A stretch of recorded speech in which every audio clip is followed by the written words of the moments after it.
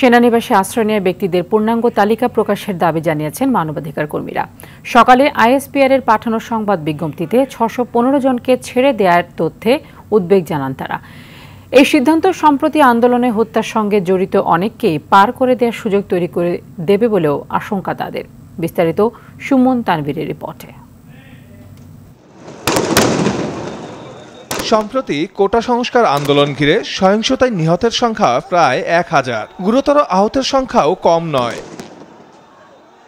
ছাত্র জনতার গণ অভ্যুত্থানের মুখে শেখ হাসিনা সরকারের পতনের পর থেকেই এসব হত্যাকাণ্ডের নির্দেশদাতা সহ সরাসরি অংশ নেওয়া ব্যক্তিদের বেশিরভাগেরই হদিস মিলছে না। সেনানিবাসে অনেককে রাখা হয়েছে এমন গুঞ্জনের মধ্যেই গত ১৩ই আগস্ট রাজশাহী সফরকালে বিষয়টি স্বীকার করেন সেনাপ্রধান।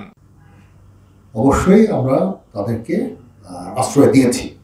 ওদিন রাতেই গ্রেপ্তার হন শেখ হাসিনার সাবেক উপদেষ্টা সালমান এফ রহমান ও সাবেক আইনমন্ত্রী আনিসুল হক। এরপর জুনায়েদ আহমেদ পলক সহ বেশ কয়েকজনকে আটক করা হলেও সেনানিবাসে মোট কতজনকে রাখা হয়েছে সে বিষয়ে পরিষ্কার কোনো ধারণা দিচ্ছিল না বাহিনীটি।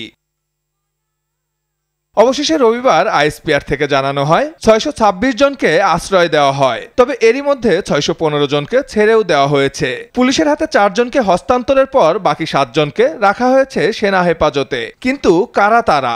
করেছেন তারা হতে পারেন, কিন্তু আমরা জনগণের অংশ হিসাবে জানতে চাই যে কারা সেনা হেফাজতে এই কদিন ছিল।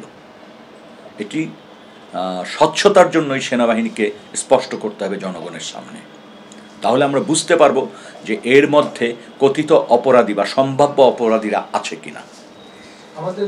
আইএসপিআর এর এমন তথ্যকে কৌশল হিসেবে দেখছেন বিশেষজ্ঞরা। দ্রুত সময়ের মধ্যে আশ্রয় নেওয়াদের তালিকা প্রকাশেরও দাবি জানান তারা। তাদেরকে যাওয়ার সুযোগ করে দেওয়া হয়েছে কোনো একটা গোষ্ঠীর থেকে, এটা হতে পারে। আরেকটা হতে পারে যে না, তারা ওখান থেকে ট্রান্সফার হয়েছে।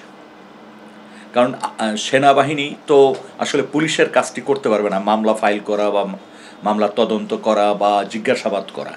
একেবারে নির্বিঘ্নে তারা সেনা ছাউনি ছেড়ে বাসায় চলে গেছে বা নিরাপদে আরেকটা আশ্রয়ে চলে গেছে, এটা ভাবার কোনো কারণ নেই। বরং আমার কাছে মনে হচ্ছে এটা একটা কৌশলী পদক্ষেপ হতে পারে। যদি তাকে শেল্টার দেওয়া অথবা আশ্রয় প্রশ্রয় দেওয়া এই অভিযোগগুলো থাকলে তখন কিন্তু আরেক ধরনের আলোচনা পর্যালোচনা শুরু হবে। সুতরাং যে কোনো পরিস্থিতিতে আপনি একজন অভিযুক্ত ব্যক্তির বিরুদ্ধে বা ব্যক্তির ক্ষেত্রে যে অভিযোগগুলো রয়েছে সেটি মামলায় পরিণত হলে আইনি হলো তাকে আশ্রয় প্রশ্রয় দেওয়ার সবচেয়ে জুৎসই অথবা কার্যকরী উপায়। এর বিকল্প ভাবতে গেলে তখন কিন্তু নানা ধরনের দেশের বিমানবন্দরগুলো থেকে শুরু করে সীমান্ত এলাকায় নজরদারি বাড়ানোরও তাগিদ দিচ্ছেন বিশেষজ্ঞরা। দ্রুত সময়ের মধ্যে অপরাধীদের বিচারের মুখোমুখিও দেখতে চান তারা। সুমন তানভীর, RTV, ঢাকা।